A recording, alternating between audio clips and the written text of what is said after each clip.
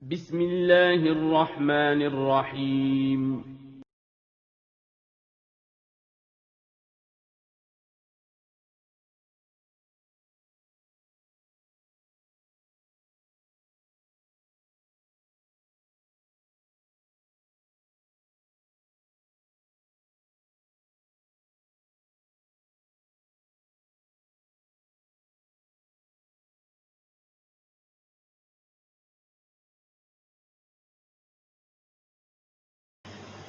Bismillahirrahmanirrahim. Assalamualaikum warahmatullahi wabarakatuh.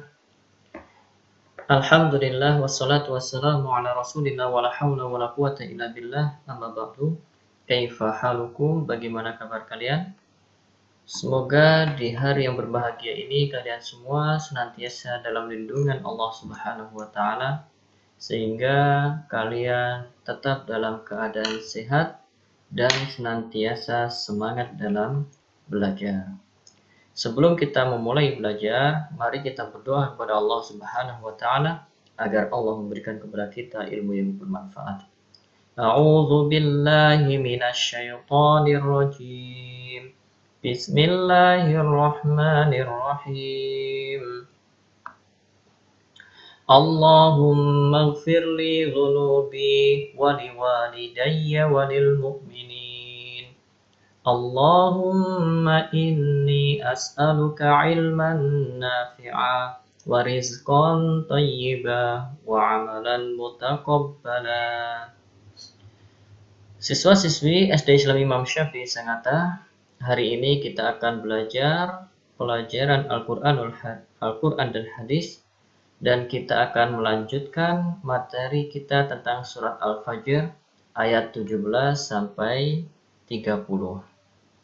Di pelajaran kemarin kita sudah mempelajari surat Al-Fajr ayat 1 sampai 16, dan sekarang kita akan melanjutkan kembali yaitu surat Al-Fajr ayat 17 sampai 30. Kompetensi dasar sama seperti pelajaran kemarin. Harapannya setelah belajar hari ini kalian bisa melafadzkan surat Al-Fajr dengan benar dan fasih. Yang kedua, kalian bisa menghafal surat Al-Fajr dengan benar dan fasih. Yang ketiga, memahami makna surat Al-Fajr dengan benar. Dan alhamdulillah kalian kemarin sudah menyetorkan hafalan kalian surat Al-Fajr. Jadi Ustadz ingatkan, masih banyak yang keliru ketika membaca ayat 15 dan 16. Ayat 15 itu diawali fa dan ayat 16-nya diawali wa. Fa 15, fa'ammal insanu idza mabtalahu rabbuhu. Nah, di situ ayat 15 itu ada rabbuhu-nya disebutkan. Idza mabtalahu rabbuhu fa akramahu wa na'amahu fa yaqulu rabbi akraman. Nah, di ayat ini yang hilang itu kata rabbuhu. Banyak dari kalian yang menghilangkan kata tersebut. Hati-hati, karena dengan menghilangkan satu kata saja ini sudah fatal ketika membaca Al-Quran. Ada yang dibolak-balik, ada yang ayat 16 dikasih rabbuhu, ayat 15-nya tidak. Jadi dibenarkan lagi hafalannya yang salah-salah itu ya. Jadi kita lanjutkan ayat 17. Perhatikan cara baca ayat 17. A'udzu billahi minasyaitonir rajim. Kalla bal la tukrimunal yatim wa la tahadduna ala ta'amil miskin. Ini ada panjang ya. Wa la tahadduna ala ta'amil miskin wa ta'kuluna turatha aklan lamma. Jadi tanwin ketemu lam ini idgham bila gunnah tanpa dengung, jadi langsung masuk. Wa ta'kuluna turasa aklan lamma, mimnya baru dengung. Kalau di lam ini nggak ada dengung, di mim baru ada dengung. Aklan lamma wa tuhibbunal mala hubban jamma. Perhatikan arti dari ayat 17. Ya. Sekali-kali tidak demikian. Sebenarnya kamu tidak memuliakan anak yatim. Jadi ini berkaitan dengan ayat-ayat sebelumnya ya. Di ayat-ayat sebelumnya Allah Subhanahu wa taala ya, di ayat 1, 2, 3 Allah bersumpah dengan sesuatu yang mulia ya, di antaranya al-fajr, kemudian layalin asyar, wasyaf'i wal watar ya. Wasyaf'i wal watar wal laili idza yasa. 4 perkara mulia yang Allah bersumpah dengannya. Dan Allah Subhanahu wa taala juga telah menjelaskan kepada kita bahwasanya kekufuran, kemaksiatan itulah yang menjadi sebab datangnya azab Allah Subhanahu wa taala. Sebagaimana yang menimpa kaum-kaum terdahulu. Kaum Ad, kaum Samud, kemudian kaum Fir'aun. Ini adalah kaum-kaum yang luar biasa di zaman itu. Memiliki kekuatan yang super ya, bukan super ya, kekuatan yang luar biasa. Kaum Ad, kaum Samud ya, kemudian Fir'aun dan bala tentaranya ini memiliki kekuatan, kemampuan dan juga persenjataan ya. Tapi mereka kufur, mereka ingkar kepada Allah dan mereka bermaksiat kepada Allah. Sehingga disebabkan kekafiran mereka, kemaksiatan mereka, Allah binasakan mereka. Ya, sehingga kita bisa mengambil pelajaran sekarang ini dari kejadian-kejadian yang telah lalu, bahwasanya kekufuran, kemaksiatan ini merupakan sebab datangnya azab dari Allah Subhanahu wa taala. Dan juga ayat 15 dan 16 itu perhatikan. Ya, rizki yang melimpah, kemudian harta yang banyak, itu belum tentu Allah sayang kepadanya. Jadi itu belum tentu menunjukkan bahwasanya Allah sayang kepadanya. Begitu juga dengan kemiskinan, kesusahan yang dialami seseorang, itu juga bukan berarti bahwasanya Allah benci kepadanya, tidak. Tapi itu merupakan ujian dari Allah. Allah menguji manusia dengan kesenangan, dengan kenikmatan, diuji juga dengan kesengsaraan dan juga dengan kesedihan.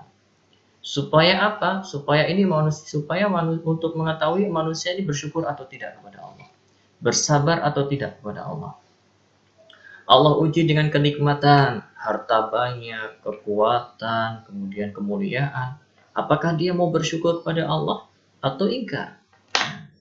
Begitu juga Allah juga menguji manusia dengan kemiskinan, kesengsaraan, kesedihan, untuk menguji manusia apakah dia bersabar atau sebaliknya menjadi fajir ya, berontak kepada Allah Subhanahu wa taala. Dan manusia beranggapan kalau dia mendapat kemuliaan di dunia ini berarti Allah sayang kepadanya. Tidak seperti itu. Dan manusia juga beranggapan kalau hidup di dunia ini susah payah, sulit ya. Mereka beranggapan bahwasanya mereka dibenci oleh Allah. Tidak seperti itu. Nah, ini juga menunjukkan bahwasanya asal muasal manusia itu jahil, zalim, bodoh dan juga zalim. Makanya di ayat 17 ini Allah katakan, kalla, sekali-kali tidak demikian. Allah memberikan kalian harta banyak bukan berarti Allah sayang kepada kalian. Dan Allah memberi kalian kesusahan, kesempitan dalam hidup bukan berarti Allah benci kepada kalian. Tapi itu sebagai ujian bagi kalian. Apakah kalian mau bersabar dengan ujian yang ada, dengan kesempitan, kesusahan yang kalian alami, atau bersyukur dengan kenikmatan-kenikmatan yang kalian alami. Tapi apa? Perhatikan. Kalla balla tukrimunal yatim. sebenarnya kamu tidak memuliakan anak yatim. Ya, karena tabiat manusia itu cinta harta.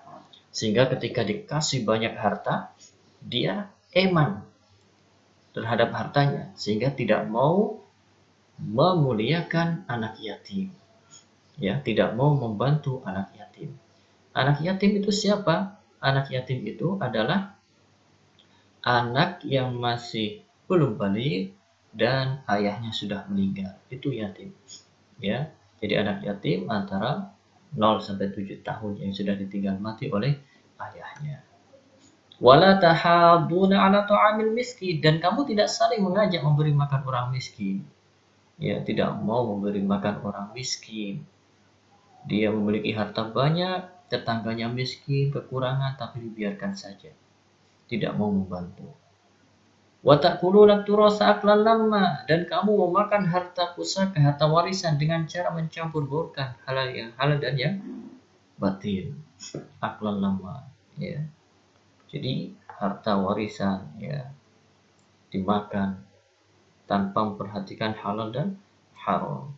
Wa tuhibbunal mala hubban jamma, dan kamu mencintai harta benda dengan kecintaan yang berlebihan.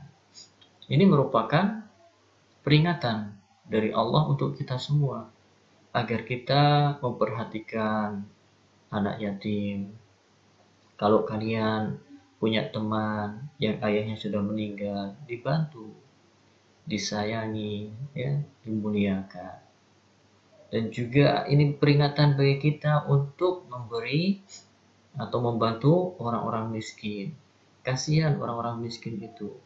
Mereka tidak memiliki uang cukup untuk memenuhi kebutuhan hidupnya. Misalnya dalam sehari itu perlu duit 50.000 untuk makan keluarganya. Ya dia hanya punya 25.000 atau 10.000 untuk, sehingga kurang untuk memenuhi kehidupan sehari-harinya. Wa ta'kuluna turasa aklan lamma, dan ini juga peringatan bagi kita semua agar kita tidak memakan harta warisan dengan cara yang atau dengan mencampur-baurkan, tidak memperdulikan mana yang halal dan mana yang haram, ya. Wa tuhibbunal mala hubban jamma, dan ini juga peringatan bagi kita agar kita tidak terlalu cinta terhadap harta benda, ya, karena kecintaan yang berlebihan terhadap harta benda ini bisa membinasakan, ya, seperti yang terjadi pada Qarun, ya. Kemudian selanjutnya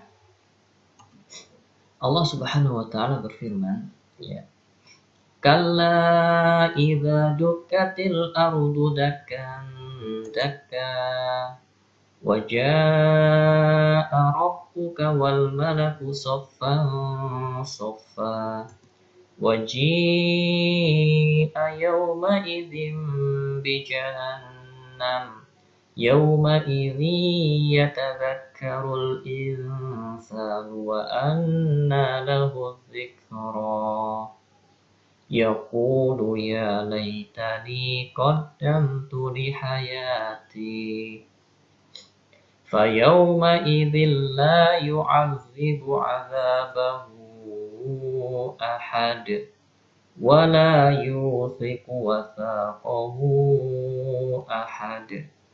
Perhatikan ayat 21. Jangan berbuat demikian. Ini larangan dari Allah. Apabila bumi digoncangkan berturut-turut, idza dukatil ardu dakkan dakkan. Apabila bumi digoncangkan berturut-turut, ini terjadi ketika hari kiamat kelak.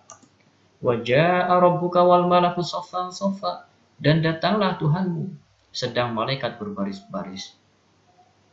Ini menunjukkan bahwasanya di hari kiamat kelak Allah Subhanahu wa taala datang dan malaikat berbaris-baris, bersaf-saf ke belakang.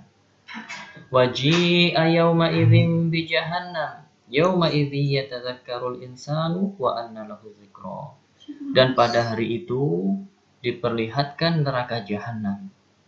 Jadi neraka jahanam diseret oleh malaikat, ya, diperlihatkan kepada manusia. Dan pada hari itu ingatlah manusia, akan tetapi tidak berguna lagi mengingat itu baginya. Ya, ketika neraka itu didatangkan, manusia baru ingat dengan apa yang telah dia lakukan selama di dunia dulu. Dia punya harta banyak, tapi tidak diinfakkan sehingga dia menyesal.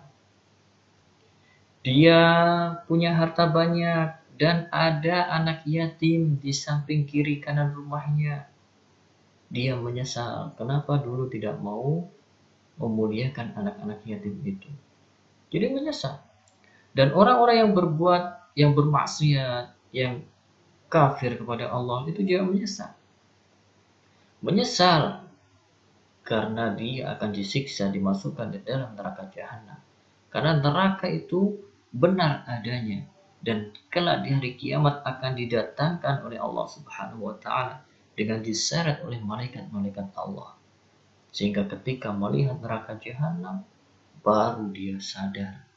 Baru manusia sadar dan kesadaran di hari itu tidak bermanfaat. Kenapa? Karena ketika hari kiamat sudah tidak bermanfaat lagi penyesalan. Sudah tidak bisa beramal soleh lagi. Amal soleh itu di dunia ini. Maka dari itu anak-anak yang soleh-solehat, mumpung kita ada kesempatan hidup di dunia, memperbanyak amal soleh. Kalau kalian perbanyak mempelajari ilmu agama, memperbanyak menghafal Al-Quran, karena itu nanti yang akan membantu kalian ketika di hari kiamat. Ya, jadi tetap semangat dalam belajar. Jangan sampai menyesal. Ya, jangan sampai menyesal di hari kiamat kelak. Kemudian ayat 24 perhatikan. Yaqulu ya laitani qaddamtu li hayati. Dia mengatakan alangkah baiknya kiranya aku dahulu mengerjakan amal soleh untuk hidupku ini. Dia menyesal. Ya, banyak manusia yang menyesal.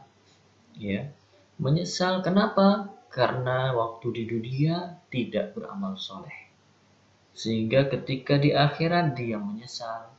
Karena amal soleh ketika di akhirat itu sangat-sangat berharga luar biasa. Yang harta paling berharga di kehidupan akhirat adalah amal soleh. Uang gak ada harganya. Emas, berlian, permata tidak berguna sama sekali di akhirat kelak. Yang berguna, yang bermanfaat adalah amal soleh. Maka dari itu anak-anak yang soleh-solehah, belajarlah dengan serius, belajar dengan semangat, supaya kalian bisa beramal soleh, supaya kalian mendapatkan kesuksesan di akhirat kelak. Jangan sampai kita semua menyesal di akhirat kelak karena kurang amal solehnya. Fayauma idzil la yu'adzibu 'adzabahu ahad. Maka pada hari itu tiada seorang pun yang menyiksa seperti siksanya. Jadi siksaan Allah adalah siksaan yang paling menyakitkan. Tidak ada seorang pun yang bisa menyiksa dengan siksaan yang melebihi siksaan Allah. Orang yang paling kejam di dunia ini ternyata siksanya tidak seberapa dibandingkan dengan siksaan Allah. Jika kalian pernah melihat ada orang yang menyiksa dengan dipotong kukunya, dikelupas kulitnya hidup-hidup, ya, dicongkel matanya hidup-hidup. Pokoknya siksaan yang paling menyakitkan. Perlu kalian tahu bahwasanya siksaan itu tidak sebanding jika dibandingkan dengan siksaan di akhirat kelak. Jadi sangat-sangat luar biasa. Maka dari itu kita harus menjaga diri kita agar kita tidak disiksa di neraka di hari kiamat kelak. Bagaimana caranya? Dengan memperbanyak menghafal Al-Quran, dengan memperbanyak berbakti kepada orang tua.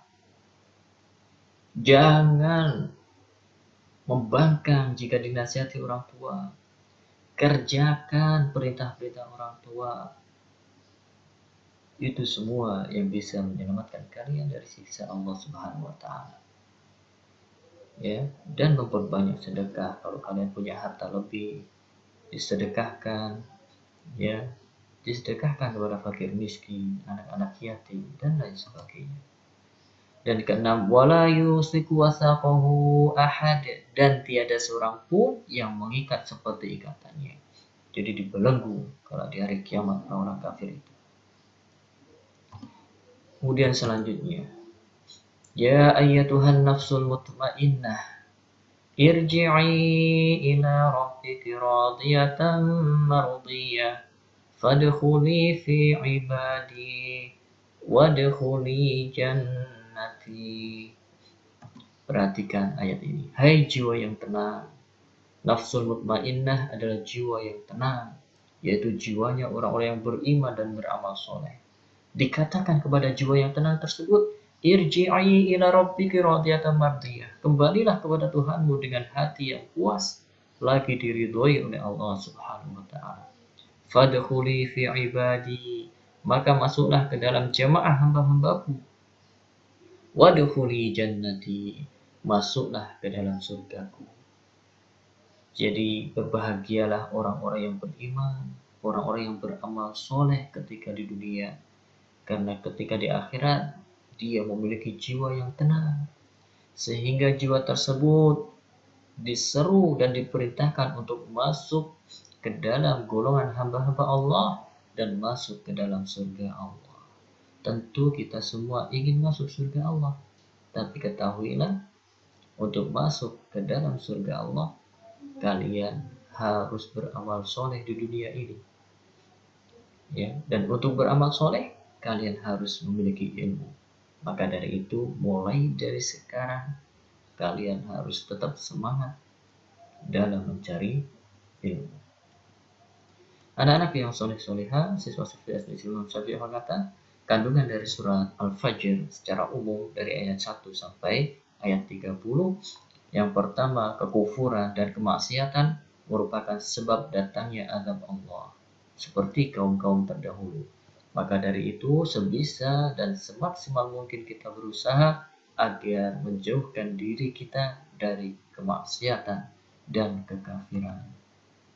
Yang kedua, rezeki yang melimpah dan harta yang banyak belum tentu Allah sayang kepadanya. Karena rezeki yang melimpah, harta yang banyak itu adalah ujian dari Allah. Apakah dia mau bersyukur atau dia malah kufur nikmat tersebut. Yang ketiga, demikian juga dengan kemiskinan. Belum tentu Allah benci dan tidak menyayanginya. Akan tetapi kemiskinan itu adalah ujian dari Allah, menguji kalian apakah kalian mau bersabar dengan kemiskinan tersebut. Yang keempat, harta yang banyak tetapi tidak disedekahkan kepada anak yatim, fakir miskin, dan orang-orang yang membutuhkan, ini dapat membinasakan pemiliknya. Hati-hati. Ya, kalian yang banyak harta orang tuanya diingatkan untuk bersedekah, ya, kepada fakir miskin, anak yatim, supaya hartanya itu barokah. Dan ingat, sedekah itu tidak mengurangi harta. Sedekah itu malah akan menambah harta kita karena semakin barokah. Kelima, hari kiamat itu pasti terjadi dan hancurnya bumi dan langit. Jadi hari kiamat itu pasti terjadi, anak-anakku yang soleh-solehah. Bumi ini akan hancur, langit juga akan hancur, kita juga akan mati. Maka dari itu kita persiapkan diri kita untuk hari kiamat kelak. Setelah kiamat tiba, neraka diperlihatkan oleh Allah kepada manusia yang tidak taat kepadanya. Yang ketujuh, jiwa yang baik adalah jiwa orang yang beriman dan beramal soleh. Merekalah yang masuk surga. Kita semua ingin masuk surga, maka dari itu kita jadikan jiwa kita jiwa yang baik dengan keimanan dan dengan amal soleh. Jadi ini kandungan surat dari surat Al-Fajr. Semoga kalian mendapatkan ilmu yang bermanfaat dari surat Al-Fajr ini. Kemudian untuk tugas, kalian kerjakan latihan halaman 60 dan 61. Subhanakallahumma bihamdika asyhadu an la ilaha illa anta astaghfiruka wa atubu ilaik. Assalamualaikum warahmatullahi wabarakatuh.